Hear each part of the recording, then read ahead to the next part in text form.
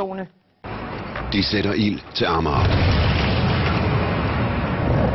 Velkommen til kvarteret. Gerna Bresson har boet i samme lejlighed de sidste 28 år, så længe som blokken i Telemarksgade har eksisteret.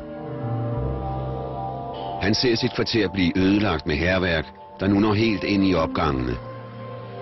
Altså et eller andet sted er jeg jo rød, ikke? Ikke fordi at jeg flyttede ind for de der 28 år siden, og der skulle det være et pænt kvarter, hvor det hele det var nyt. I dag er det jo fuldstændig nedslidt, det hele, og smadret.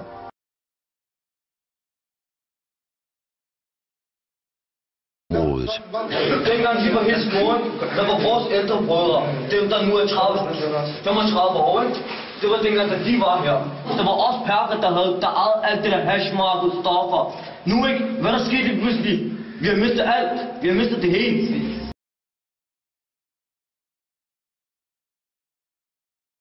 Brandvæsenet har lige slukket endnu en containerbrand. Der er masser af politi i området, men hverken politiets eller tv-holdets tilstedeværelse afskrækker TMG. Nu skal der sættes ild igen, denne gang med en dunk benzin.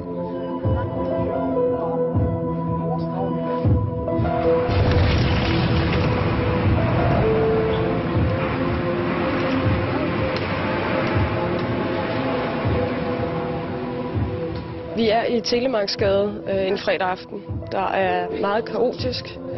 Det her det er den anden brand, vi har oplevet inden for en halv time. Beboerne er oprørte.